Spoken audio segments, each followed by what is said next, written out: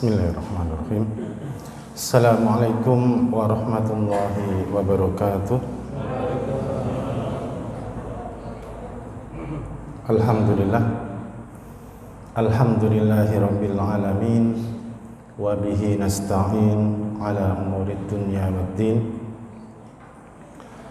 Allahumma salli wa sallim wa barik ala sayyidina wa maulana Muhammadin wa ala alihi wa ashabihi ajma'in, amma ba'd.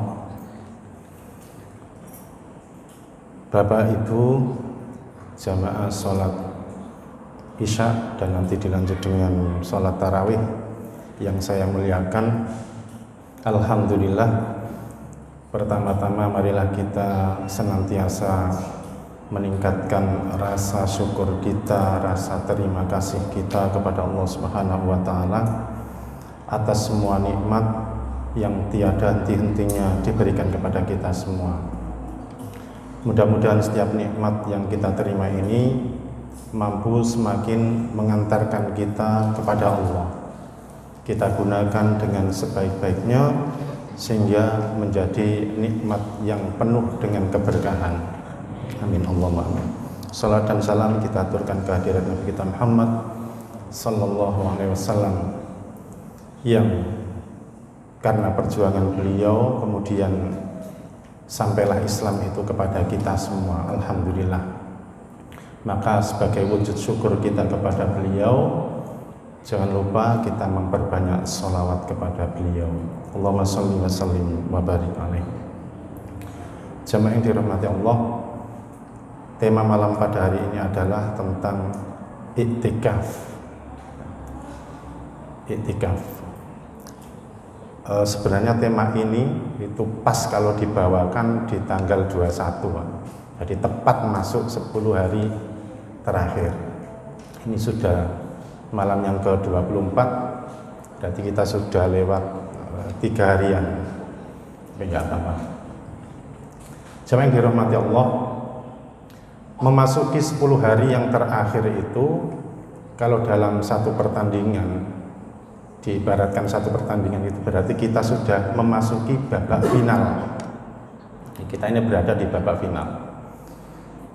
Hari-hari dalam puasa itu dibagi 3. 10 hari pertama itu rahmat, ini babak eliminasi, pesertanya banyak, Pak. Di masjid-masjid itu biasanya kalau tarawih jamaahnya full, penuh. Kemudian 10 hari kedua maghfirah. Ini mulai tereliminasi, masuk ke babak semifinal. Pesertanya mulai berkurang. Nah, 10 hari terakhir babak final. Nah, kalau kita lihat di masjid-masjid itu semuanya rata-rata, semuanya itu berkemajuan. Softnya maksudnya semakin maju, pesertanya semakin sedikit. Tapi alhamdulillah, saya lihat di Masjid At-Tanwir ini jamaahnya masih banyak. Alhamdulillah, insya Allah kita masuk final semua ini, dan insya Allah akan diberi hadiah oleh Allah yang istimewa. Hadiah pialanya apa? Yaitu la'allakum tattaqun. Jamaah yang dirahmati Allah, ketika memasuki 10 hari yang terakhir, kebiasaan Rasulullah SAW ini adalah ibadahnya itu lebih intens, lebih serius daripada hari-hari sebelumnya. Kalau kita baca hadis, banyak redaksi yang sama, ya, yang diriwayatkan Imam Bukhari, ada Imam Muslim, Abu Dawud, An-Nasai dan lain-lain, ada Ibnu Majah dengan redaksi yang sama. An Aisyah qalat, kana Nabi sallallahu alaihi wasallam idza dakhala al-ashru shadda mi'zarahu wa ahya lailahu wa aiqadha ahlahu. Adalah Rasulullah, kata Aisyah, kalau sudah masuk 10 hari terakhir, maka dia itu shadda mi'zarahu, yaitu mengencangkan pakaian bawahnya atau mengencangkan ikat pinggangnya. Ini maksudnya Bapak Ibu sekalian, kalau sudah masuk 10 hari terakhir, Rasulullah itu spray, Pak. Tidak mendekati istri-istrinya, tidak kumpul dengan istrinya. Jadi libur dulu, betul-betul fokus ibadah. Wa ahya lailahu, dihidupkan malam-malamnya itu oleh Rasulullah SAW. Dari matahari tenggelam sampai terbit, Rasulullah itu menghidupkan malam-malamnya. Jadi melekan terus, Pak. Tubuhnya itu dipaksa untuk melekan terus. Nggak tahu ya dulu ada kopi atau enggak. Kalau kita kan enak, kita doping dengan kopi pahit apalagi itu sudah enak. Nah, tetapi bagi ahli-ahlinya oleh Rasulullah, wa aiqadha ahlahu, dia bangunkan keluarga-keluarganya. Artinya apa? Jadi kebiasaan Rasulullah kalau sudah masuk 10 hari terakhir itu membuat tenda-tenda di sekitar masjid untuk istri-istrinya, untuk keluarganya. Kalau sudah memasuki tengah malam, sepertiga malam, dibangunkan semua. Ayo iktikaf, atau ayo qiyamul lail, dibangunkan semuanya. Ini kebiasaan Rasulullah Sallallahu Alaihi Wasallam. Dalam rangka apa jemaah yang dirahmati Allah? Tidak lain dan tidak bukan, yaitu untuk apa? Mencegat Lailatul Qadar. Saking antusiasnya Rasulullah Sallallahu Alaihi Wasallam terhadap momen Lailatul Qadar ini, sampai 10 hari terakhir itu full malamnya itu dibuat untuk melekan. Karena Rasulullah sendiri nggak tahu Lailatul Qadar itu turunnya di momen apa, nggak tahu. Bisa jadi nanti momennya terakhir, pas di hari terakhir menjelang subuh, datangnya sesaat, bisa saja. Makanya Rasulullah full menghidupkan malam itu. Nah, kalau kebiasaan kita ini tidak. Kalau malam genap kita malas-malasan. Kalau malam ganjil, nah kita berlomba-lomba. Baru berlomba-lomba. Kalau genap, malas. Kenapa? Karena kita berkeyakinan Lailatul Qadar itu datangnya hanya di malam-malam ganjil saja. Nah, Rasulullah tidak. Yang dicontohkan Rasulullah baik itu genap ataupun ganjil, kalau sudah 10 hari terakhir full. Serius. Jemaah yang dirahmati Allah, iktikaf itu artinya adalah kita berdiam, bermuhasabah sambil mengingat atau berzikir kepada Allah Subhanahu wa taala. Ketika kita berzikir atau mengingat Allah di mana saja, kapan saja itu baiklah. Baik.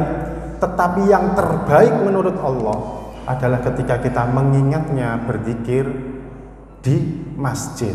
Maka ini yang kafi, yang paling mencukupi. Maka disebutlah itu sebagai iktikaf. Dari kata akaf yang artinya nanti menetap. Ya. Jemaah yang dirahmati Allah, jadi tempat untuk beriktikaf itu adalah di masjid. Dan tidak sembarang masjid lah. Karena ada beberapa masjid itu yang kegiatan sholat 5 waktunya itu tidak aktif, maka tidak boleh dibuat iktikaf. Jadi syarat masjid yang bisa dibuat iktikaf itu adalah kegiatan sholat 5 waktunya ini aktif dan dipakai untuk sholat Jumat. Nah, ini mutlak ini. Maka insya Allah di At-Tanwir ini sudah bisa dibuat iktikaf, monggo. Kegiatan sholat 5 waktu insya Allah aktif dan dipakai untuk sholat Jumat. Walaupun sebagian kecil ada beberapa ulama madhab Hanafi itu membolehkan masjid yang dipakai untuk 5 waktu saja tidak ada Jumatannya boleh. Bahkan untuk ibu-ibu itu dibolehkan iktikaf di musallal baiti itu boleh, kata madhab Hanafi. Jadi di satu tempat ibadah di dalam rumah itu boleh, tetapi hanya satu itu tok, Pak. Jumhur ulama itu tidak boleh, semuanya sepakat tidak boleh. Hanya dibolehkan iktikaf itu di masjid yang ada Jumatannya. Nah, ini yang paling masyhur. Jemaah yang dirahmati Allah, hal ini berdasarkan firman Allah, wala tubashiruhunna wa antum aakifuna fil masajid, yaitu Al-Baqarah ayat 187. Nah, jemaah yang dirahmati Allah, adapun batas-batas waktunya ketika kita beriktikaf itu tidak ada batasan, Pak. Semampu kita. Kita niat iktikaf 1 jam, 2 jam itu sudah oke, sudah jadi. Tetapi yang baik adalah kita hidupkan sepertiga malam. Mulai jam 1 atau jam 2 sampai subuh itu kita betul-betul kita hidupkan. Jadi mulai hari ini kita mungkin yang belum beriktikaf, mari kita paksa diri kita. Kita mulai begadang. Walaupun tidak sepenuhnya begadang loh ya. Kita boleh nyicil dulu setelah Isya atau setelah tarawih ini kita tidur 1 atau 2 jam. Tidak apa-apa supaya nanti kita fit di sepertiga malamnya. Jemaah yang dihormati Allah, lalu apa yang kita lakukan ketika kita beriktikaf? Yang pertama adalah kita hidupkan iktikaf kita itu dengan qiyamul lail. Kita sholat 2 rakaat, 2 rakaat, 2 rakaat, dan tidak ada batasan, tidak ada batasan. Bahkan ada ulama itu yang sholat semalaman itu 100 rakaat, itu banyak zaman dahulu. Tetapi yang dicontohkan oleh Rasulullah SAW itu seperti kita tarawih ini, 2, 2, 2, 2, sudah 8 rakaat. Tetapi durasinya itu lama Pak. Apalagi kalau Rasulullah itu sholat sendiri, qiyam sendiri, 2 rakaat itu bisa 1 jam. Karena 1 rakaat bacanya itu kadang surah Al-Baqarah, 1 rakaat surah Ali Imran, itu Rasulullah. Nah kalau kita andalan kita mungkin kulhu, laki-laki kulhu. Nah, kalau tidak gitu ya inna atoina. Kemudian kita merasa sholat sudah lama, kita mulai jam 1, qiyam kita sudah selesai, perasaan kok sudah hampir jam 3 ini, kita lihat jam, loh ternyata masih setengah 2, hanya setengah jam, tapi perasaan kita sudah lama gitu. Maka boleh Pak, ketika kita qiyam itu kita sambil bawa mushaf, baca Quran untuk inisiatif supaya qiyam kita itu lebih lama, boleh, tidak apa-apa ya. Apalagi Ramadan itu adalah syahrul Quran, bulannya Al-Quran. Maka kita yang di hari-hari sebelumnya itu kurang respect terhadap Al-Quran, maka di momen-momen terakhir ini mari kita lebih serius diri kita terhadap Al-Quran. Dalam iktikaf itu mari kita baca Al-Quran ini. Jangan hanya 1 lembar, 2 lembar saja Pak. Minimal 1 juz. Ya, mata kita itu kita paksa sedikit. Kalau lelah, wudhu lagi, kita basuh lagi, melek lagi, baca Quran lagi. Ya, kita paksa. Karena momen akhir di bulan Ramadan ini belum tentu nantinya kita mendapatinya kembali Pak di tahun yang akan datang. Jemaah yang dirahmati Allah, kemudian kita menghidupkan iktikaf itu dengan tolabul ilmi. Bisa kita baca buku-buku tentang ilmu-ilmu keislaman atau ikut-ikut kajian ya.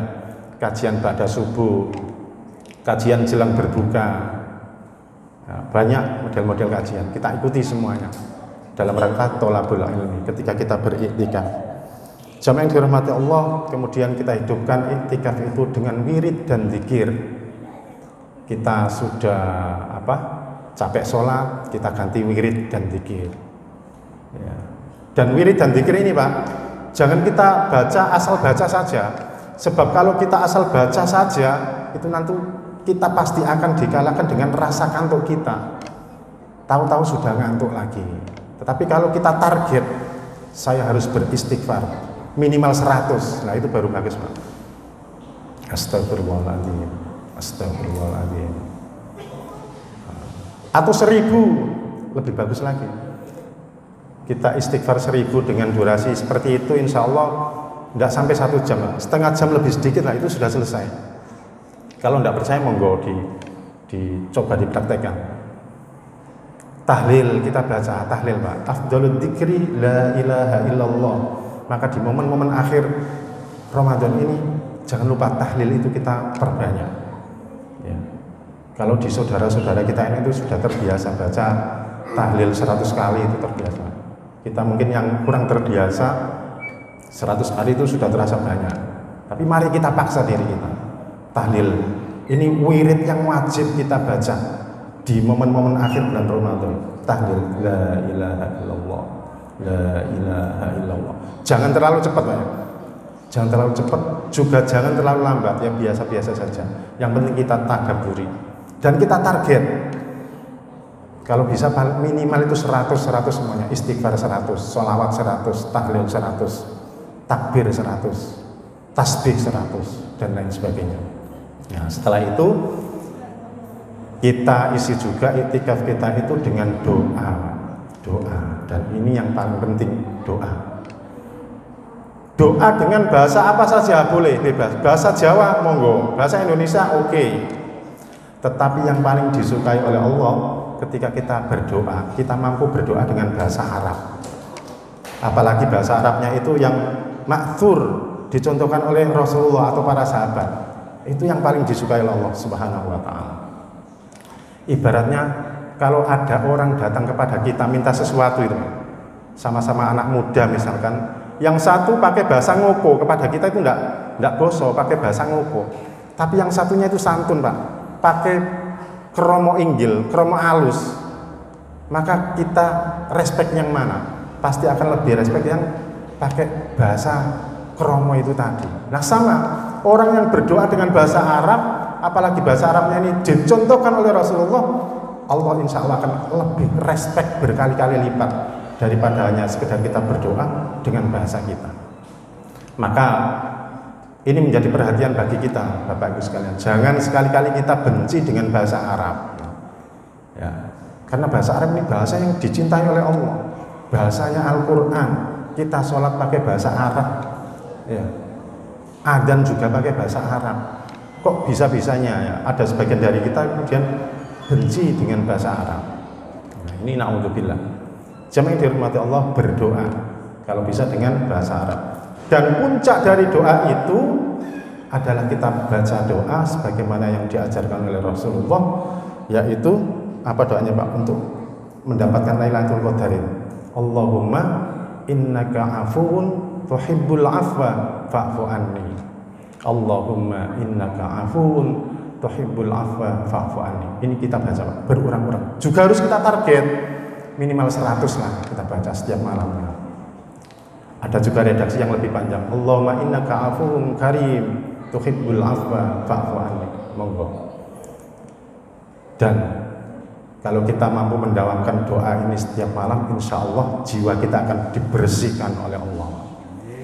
Ibarat rumah itu, rumah kita akan direnov, didesain ulang, lebih cemerlang, lebih bagus, lebih terlihat indah. Atau kalau ibarat wadah, maka wadah ini menjadi bersih kembali. Mau diisi Allah apa saja insya Allah masuk. Diisi ilmu hikmah mudah, diisi ilmu supaya rezekinya itu mudah juga masuk ketika sudah dibersihkan oleh Allah. Apalagi ketika kita baca doa ini pas waktu momen Lailatul Qadar, insya Allah itu akan lebih luar biasa lagi. Jamaah yang dirahmati Allah, mungkin itu saja yang bisa saya sampaikan sebagai motivasi di hari jelang akhir Ramadan ini. Sekali lagi mari kita hidupkan malam-malam Ramadan itu, terutama di sepertiga malamnya. Kita paksa diri kita untuk bangun semampu kita, minimal kita bangun, kita paksa diri kita selama akhir-akhir bulan Ramadan ini. Mudah-mudahan kita dirahmati Allah dan diberi anugerah oleh Allah kecipratan setitik dari keberkahan malam Lailatul Qadar itu tadi. Amin. Allahumma. Aku lupa lihat wa astagfirullahaladzim. Wassalamualaikum warahmatullahi wabarakatuh. Kita lanjut dengan sholat tarawih.